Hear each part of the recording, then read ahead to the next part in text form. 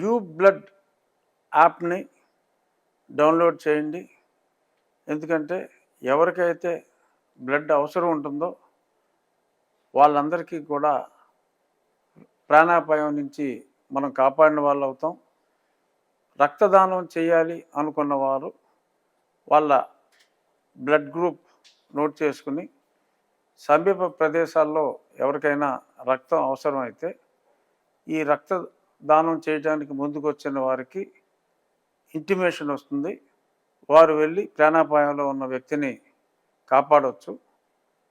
So పక్కవాడికి మేలు చేయాలి అనే సదుద్దేశం ఉన్న వారందరూ కూడా యూ బ్లడ్ యాప్ డౌన్లోడ్ చేసుకోవాలని చెప్పి కోరుకుంటున్నాను.